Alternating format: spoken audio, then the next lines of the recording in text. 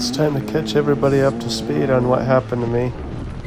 So, on the weekend of Easter, I had a pretty bad wreck over at Sand Mountain. I was climbing the fingers, climbed it pretty much all that day. And towards the end of the day, I went to make a run up it, and I caught a rock with the front tire. And once the back tire hit it, it bucked me straight up and forward over the bike.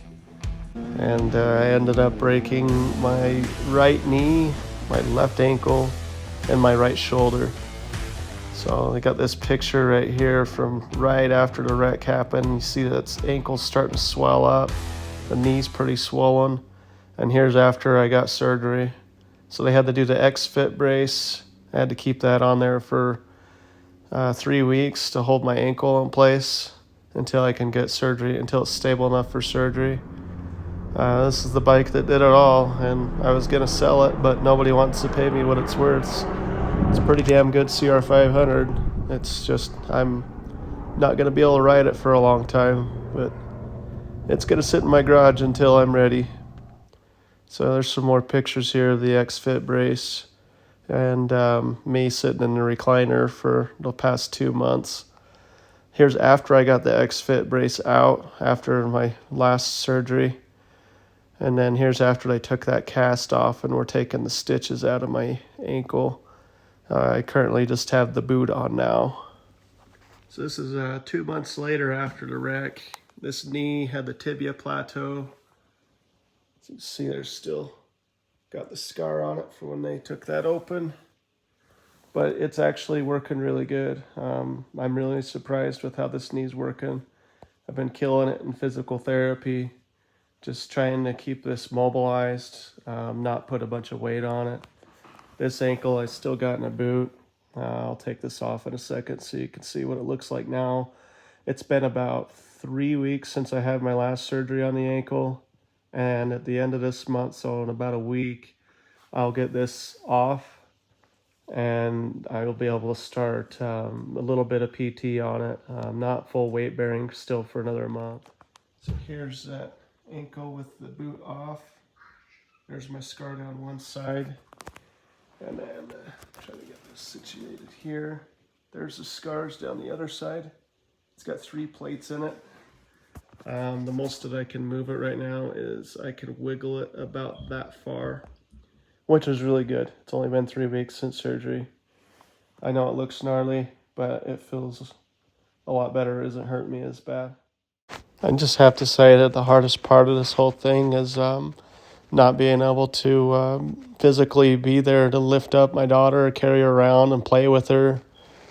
She's turning 1 here in a couple weeks, and she's already going to be walking before I'm going to be walking again.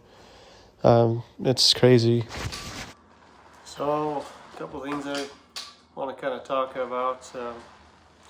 Number one, going through this has taught me a lot.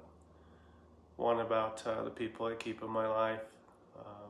I've had a lot of friends that have really come out and gone above to help me out, as well as my family. And I also have other friends that I thought we was really close, and they haven't even come to visit me or anything. It's really eye-opening. The next thing I kind of want to talk about is I didn't want to get addicted to opiates.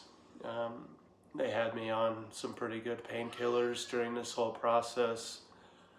I didn't want to get addicted. I still took them, but I took them responsibly. I know how easy it is to possibly get addicted to those things. I mean, it takes the pain away. We want to feel good instead of hurting all the damn time. But sometimes it's better to, one, take them in moderation, or just, if you can, not take them at all. So me being a veteran with PTSD, I was highly susceptible, I felt, to getting addicted to this, to getting down into a horrible state of depression, and possibly taking my own life. I was pretty down in the dumps. But thank God I had some people in my life that came through and really helped me out and were there for me. And for that, I thank them and I appreciate those people in my life.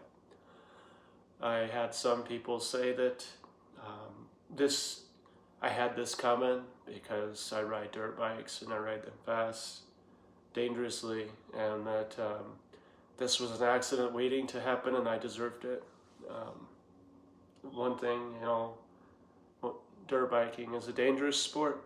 There's inherent danger. There's going to be injury. There's going to be, you're not going to be perfect all the time riding the bike. Now, that being said, it's something that I've enjoyed my whole life. I've rode dirt bikes since I think I was 5 years old when I had my first bike, and I'm 35 now, so I have rode a dirt bike for 30 years. And I didn't think I'd ever have an injury this bad. I always felt like I ride kind of mellow. I don't jump. I do like climbing things. So I'm climbing up Sand Mountain, which is relatively, you're out in the sand. It's soft surfaces around. If you do wreck, 9 out of 10 times, if you're not jumping, you're not going to have a horrible accident and have big injuries. Unfortunately, in my situation, me catching that rock, I think that my left ankle ended up breaking to get out from under the shifter. So I still had my foot. I was making upshifts. I just shifted to 4th gear before I caught the rock. And so my foot was under the shifter, and when that tire bounced me up, this left foot was caught.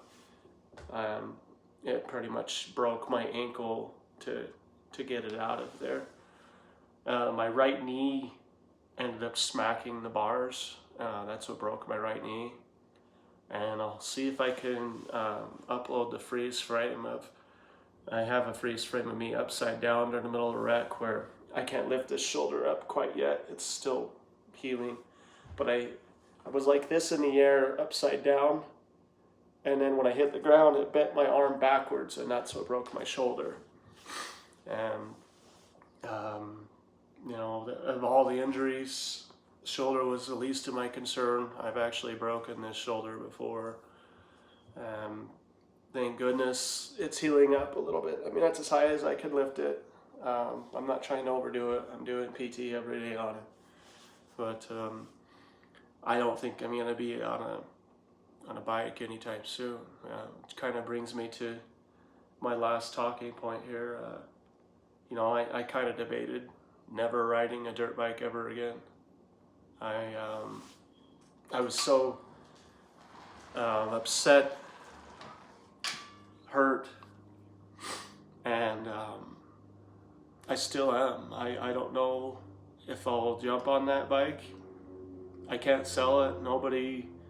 I had people lowballing me for like $4,000 on a CR500 I've got at least 3 times that amount of money into, and it's a rare bike, and you're not going to find one like it.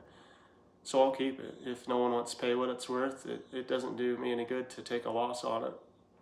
It would be nice to help out with the medical bills to have some of that money, but I'll figure it out. So I'm going to keep the bike. I don't know if I'm ever going to jump on it again. I'm letting my brother borrow it here in a couple weeks so he can go ride it. But for now, my riding days are over. I've been up camping since, just rolling around the wheelchair on the campsite, my parents' property. And I drove the Razor around just fine. So I think for now, I'm just going to focus on wheeling around on the Razor, getting everything healthy again. And I'm going to hit the gym really hard to get these muscles strengthened back up around all my bones to hopefully help with some not getting in, or to help out with hopefully not getting injuries in the future. But just wanted to kind of fill you in. I'll kind of upload some more stuff, or I got some pictures and stuff. So yeah, that's where I'm at right now. So I got some old family photos. That's from 1995. Me and my brother sitting on an old Pantera. It's me and him riding dirt bikes. He's on an IT. I'm on an old Elsinore.